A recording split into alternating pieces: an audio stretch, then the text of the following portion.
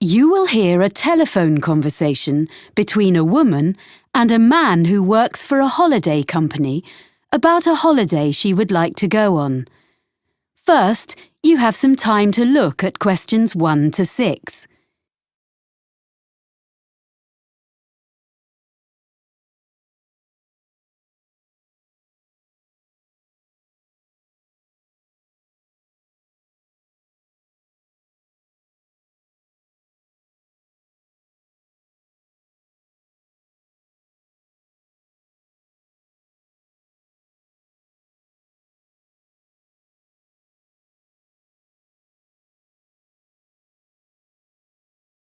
You will see that there is an example that has been done for you. On this occasion only, the conversation relating to this will be played first. Holidays for you. Sean speaking. Can I help you? Oh, hi. I've been looking at your website. I'm interested in a cycling holiday in Austria in April. We have 2 trips in April. One lasts 14 days and the other 10 days. I think the 10-day trip is better. So let's see. I've got a calendar here. What are the dates? The length of the trip that the woman chooses is 10 days, so 10 has been written in the space. Now we shall begin. You should answer the questions as you listen because you will not hear the recording a second time. Listen carefully and answer questions 1 to 6. Holidays for you. Sean speaking. Can I help you? Oh, hi. I've been looking at your website. I'm interested in a cycling holiday in Austria in April. We have 2 trips in April. One lasts 14 days and the other 10 days. I think the 10-day trip is better. So let's see. I've got a calendar here. What are the dates?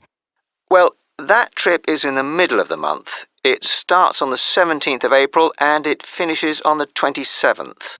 That suits me. I can't leave work before the 10th of April.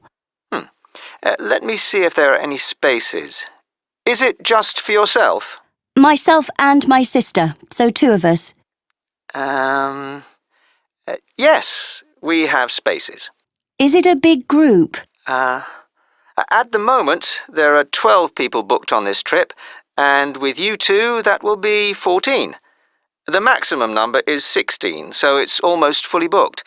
We can't go over that because it's hard to keep a larger group together. I need to check that I'm fit enough for this, but the distances look okay. The website says we'll ride approximately 45 kilometres a day. Is that right?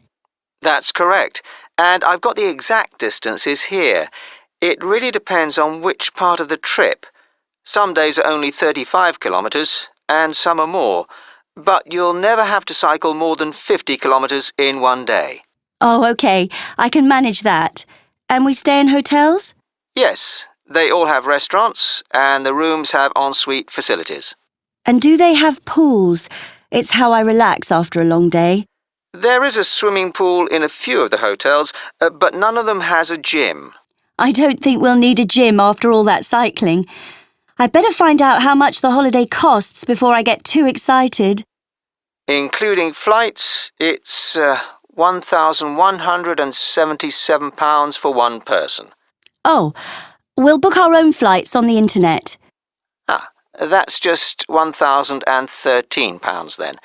And we can book insurance for you if you want. And which meals are included in that price? Well, breakfast, of course, and the hotels will provide you with a packed lunch each day. We do stop during the afternoon in a village somewhere for a rest, so any snacks you buy then are extra. Then dinner will be in the hotel every evening, and that's included in the price of the holiday. Before you hear the rest of the conversation, you have some time to look at questions 7 to 10.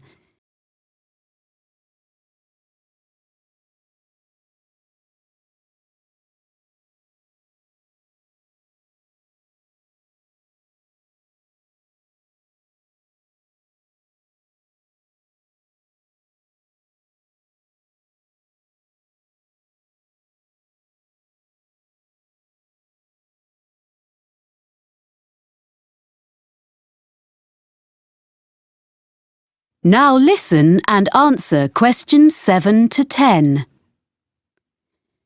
And you provide the bicycles, of course. What else? A lock and a bell come with the bike, as well as lights, although you shouldn't need to cycle in the dark. There's a small bag, or pannier, on the front of the bike, where you can put the things you want to take with you during the day, like water or fruit. But we won't allow you to cycle unless you bring a helmet. We don't provide these locally because, like walking boots on a walking holiday, it's really important it fits properly. OK. If there's any special gear you need for your holiday, we recommend a particular website and you can get a discount by quoting your booking reference. Great. What is it? It's www.ballantine.com. That's all one word, and I'll spell it for you. www.ballantine.com. Good. I've got that down. I've been looking at your website while we've been talking. I see we cycle along the River Danube. Yes, it's one of Europe's most well-known areas for cycling. It looks fascinating. Lots of beautiful countryside and things to see. I should warn you that we do reserve the right to make some alterations to the route if the weather is bad. Some of the tracks sometimes get very muddy. OK. Well, hopefully it won't rain too much. I know we stop in towns and villages, but do we get a chance to look around? Because I'm really interested in history. Oh yes, you get opportunities to explore. Is there something in particular you want to see? There's a theatre in a town called Grine. A friend of mine went there last year and said it was amazing. Let's see. Yes, there's a guide who'll take you round the building. We don't have any other tours arranged, but you can visit several castles and museums on the holiday. Well, thank you for all that information. I'd like to book that then. Right, well, I'll just... That is the end of section 1. You now have half a minute to check your answers.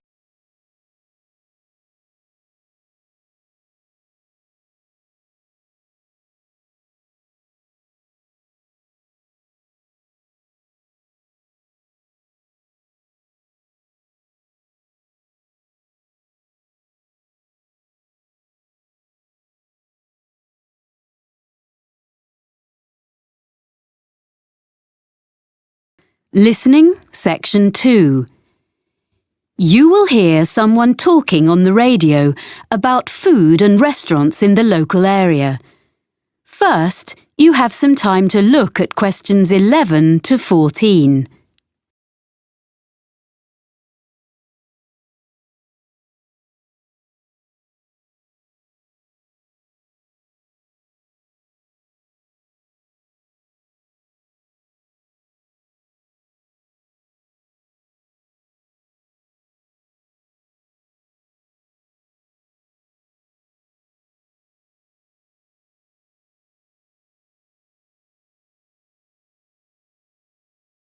Now listen and answer questions 11 to 14.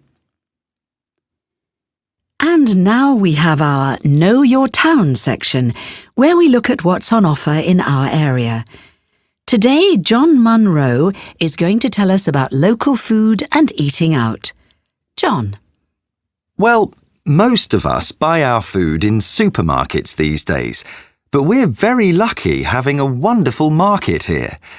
It was originally on the piece of land in front of the cathedral, but at the beginning of the 20th century, it was moved to a site by the river. When the new shopping centre was built in the 1960s, it found a home beneath the multi-storey car park, where it still is, but there are plans to move it back to its previous home by the river. The market is now open 6 days a week. On Tuesday to Saturday, you can buy fresh fruit and vegetables, meat and cheese from the area, as well as a whole range of imported produce.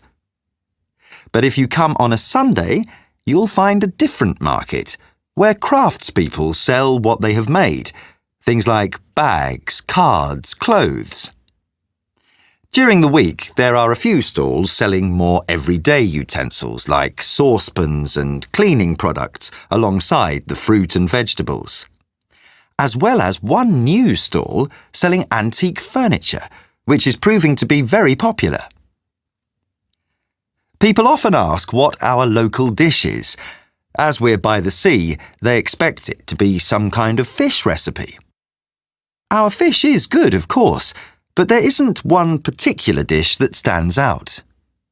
What we do have is an apple cake that isn't really made anywhere else. There's a new cafe in the high street, Barton's, which bakes them fresh every morning and serves them with delicious homemade ice cream in a choice of flavours. Now, the harbour is obviously the place to buy fresh fish. Every morning there's a stall where local fishermen sell a selection of the day's catch before the rest goes to London or abroad. They've been doing that for as long as anyone can remember, of course. But the harbour itself looks very different from a few years ago. Most of the restaurants used to be at the far end, but that part was redeveloped and the restaurants had to relocate to the other end. Many of them are simply the old ones in new premises, but a couple of new ones have opened recently, so there's a good range now, both in the harbour and the town itself. I'm now going to give you my top 6 places to eat in different parts of the town. Before you hear the rest of the talk, you have some time to look at questions 15 to 20.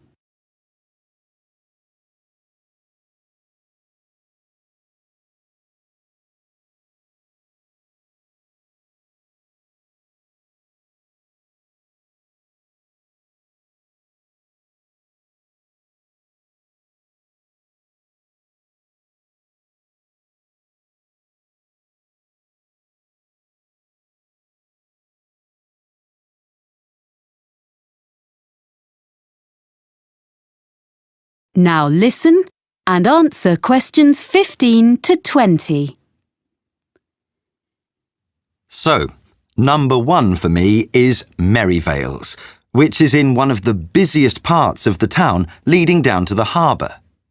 It's in a side street, so it doesn't look out over the water, but it's very close, so you can take a walk after your meal and find one of the cafes with live music. At Merivales, you can enjoy delicious fresh fish and seafood. The friendly staff offer very attentive service and a really enjoyable evening.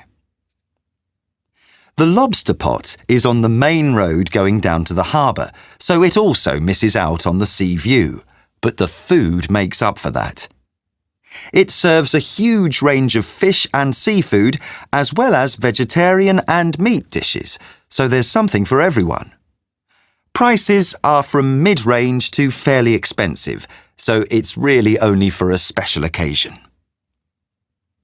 Elliot's is in the city centre and is a very upmarket restaurant in the evening, but during the day it serves lunch and coffee. It's on the 20th floor above some offices, and it's a great place to sit for a while, as you can see most of the city spread out from there. It does get very busy though, and you may have to wait to be served. Not far from the city centre is the Cabin, which is on the canal bank. You can't park your car there. It's a 15-minute walk from the nearest car park, but it's very peaceful. A good place to relax away from the traffic. It's not cheap, but it's an ideal place for a long lunch. The Olive Tree is a family-run restaurant in the city centre offering beautifully prepared Greek dishes. It's well known locally and very popular. Service can be slow when it's busy, as all the food is freshly made. There's plenty of room, and on Friday and Saturday nights, the wooden floors resound with live music and dancing, which is certainly worth going for. The last place I want to recommend has only just opened in a converted school building. The old school restaurant has been very cleverly renovated. The use of mirrors, plants and the colours on the walls makes you feel as though you're in a large garden instead of the city centre. There are only a few dishes on the menu, but they change every day. So, Tanya, That is the end of section 2. You now have half a minute to check your answers.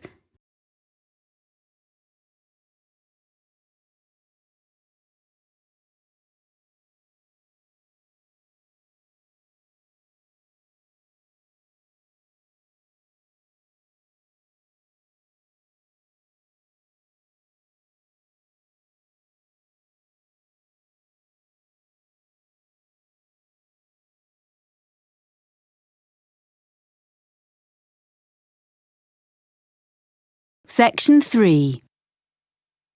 You will hear 3 students on a media studies course talking about a film they are planning to make. First, you have some time to look at questions 21 to 26.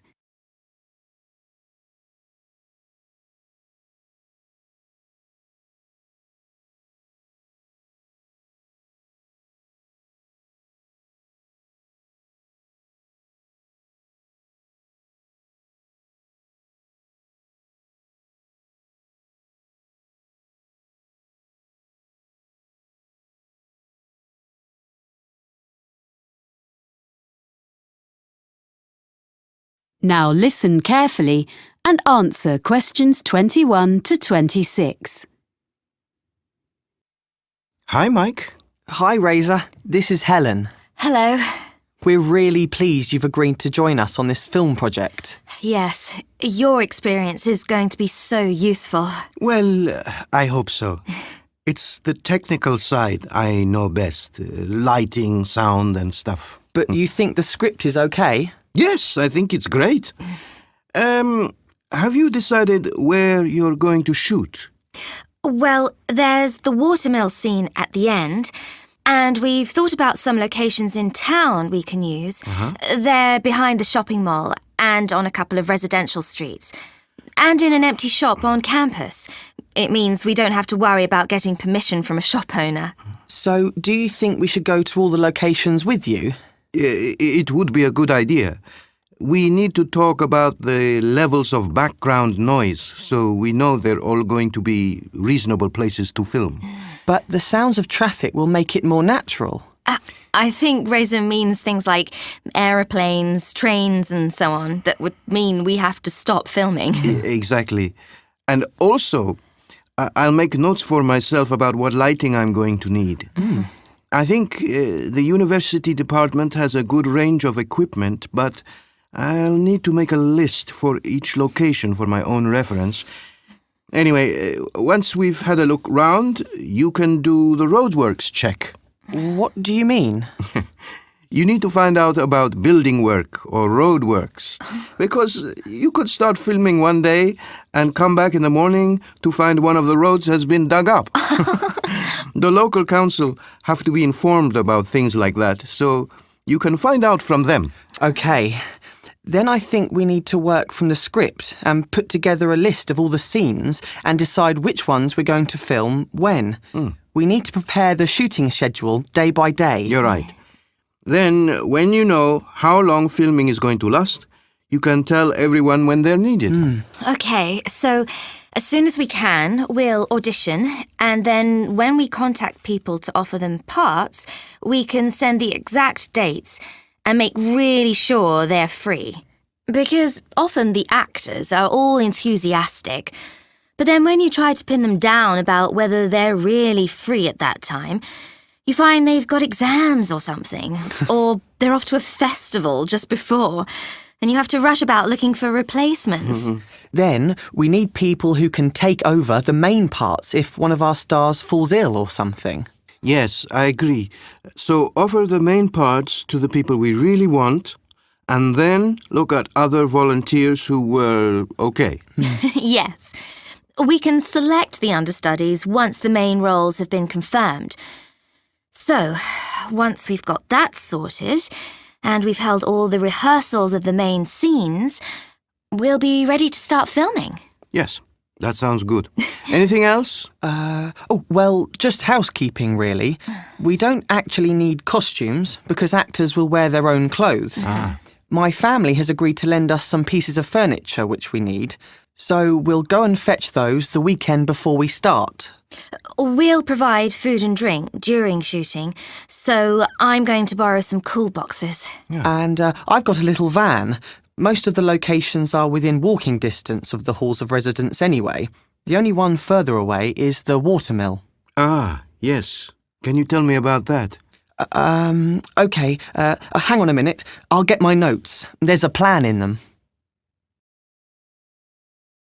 Before you hear the rest of the conversation, you have some time to look at questions 27 to 30.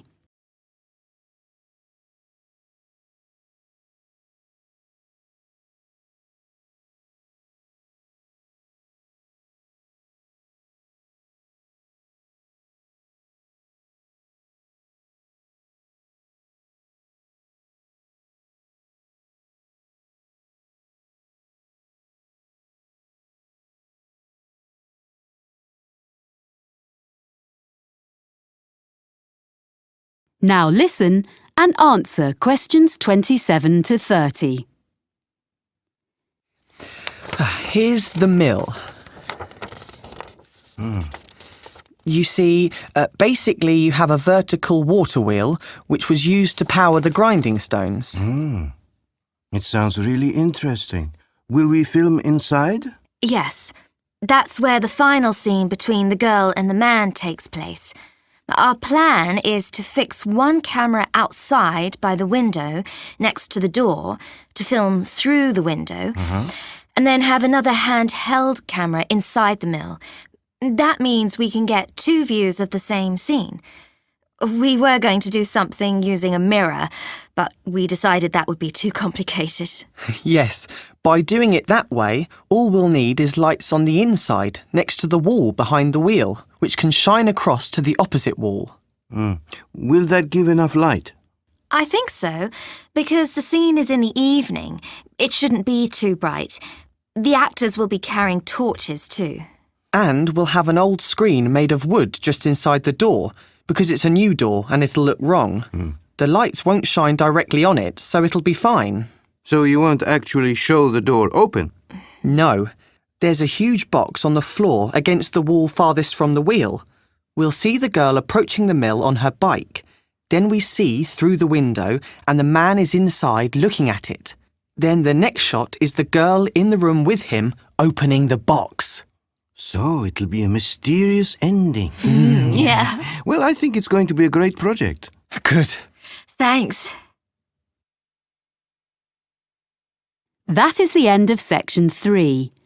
You now have half a minute to check your answers.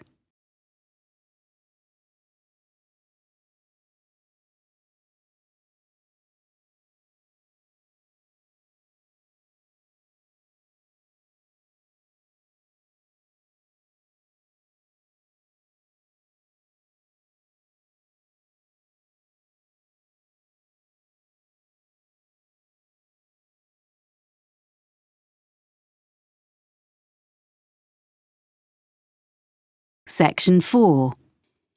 You will hear part of a lecture about exotic pests given as the introduction to a course on ecology and environment. First, you have some time to look at questions 31 to 40.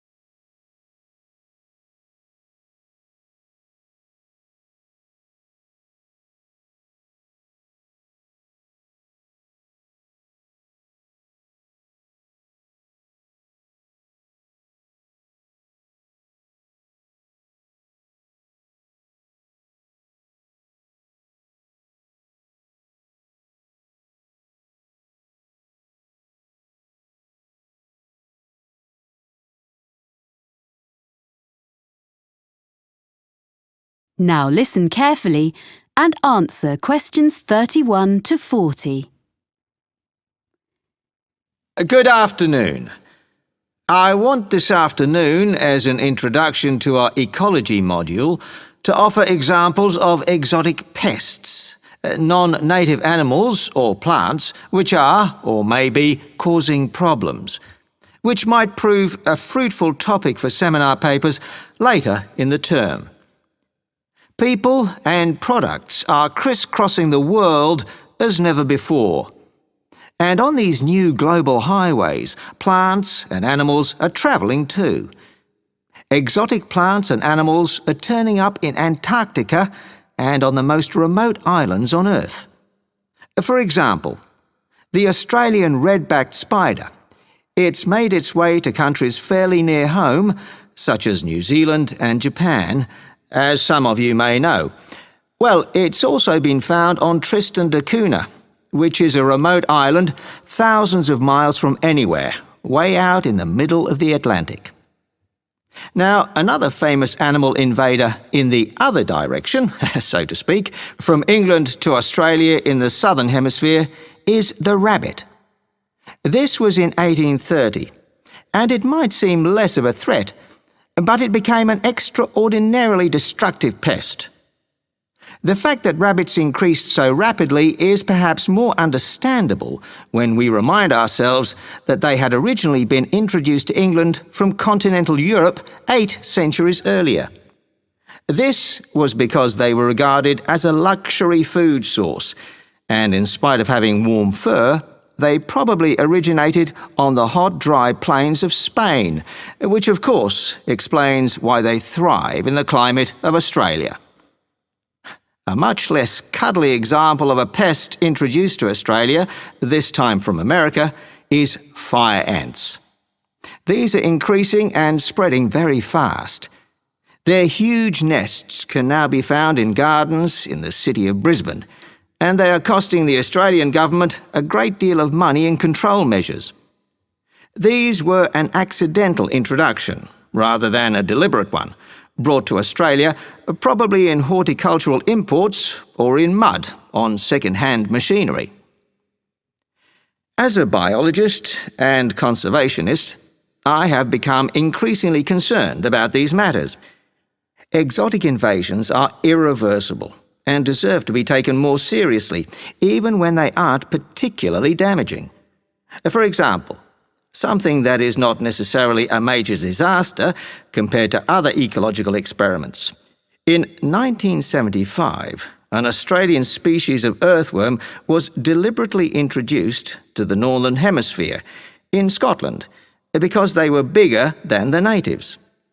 The aim was that they would be more effective than native species, but in fact, they don't do more for the soil condition than the smaller locals, which they displace. Although they don't do a lot of harm, as far as we know up to now, this will probably prove to have been a mistake. A much more serious case, also in Scotland, as well as other countries, along with the latest victim, Iceland, is the New Zealand flatworm. This is a most unwelcome newcomer in these regions of northwest Europe. Basically, this flatworm came into these countries by accident. It's now been realised that it was actually carried in the plant pots containing exotic ornamental shrubs and so on, and as it eats local earthworms and doesn't benefit the local ecology in any way, it is a real pest. Next, there's a further instance, this time in the water, and it's come from Japan. It's a delicious but very fast-spreading seaweed, and is one of many exotic species, large and small, in the seas covering the rocks around Australia. Unfortunately, it is replacing indigenous seaweeds and permanently altering the ecosystem. However, to look at the situation from a business point of view, it is now being harvested and exported, dried, back to Japan, its original home, where it's particularly popular. So, sometimes we may find accidental benefits from apparently harmful arrivals. Well, You could say that world ecology is now going the same way as popular culture. Global music and fashions, food and drinks are taking over from local ones in every land.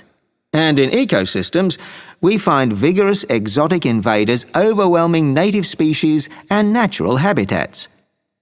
But can we find any examples of invaders which appear to be a problem and then find that in fact they may not be such a big issue after all? We might take as an example a native of Australia, the budgerigar, the most common pet parrot in the world, of course. Because there have been many escapes over the years, it is now to be found flying about in feral flocks where the climate suits it. So, these flocks of budgerigars have been getting very numerous in the southeast of the United States, particularly in residential areas. People have been getting quite worried about this, but it has been observed that the size of the flocks has diminished somewhat recently. The fact that they are smaller is thought to be due to the fact that new competitors for their habitat have arrived from other places. That's the last example for now. What I'd like you to consider is this. Is the planet Earth moving towards a one-world ecosystem? How far would it be a wholly bad development? That is the end of section 4. You now have half a minute to check your answers.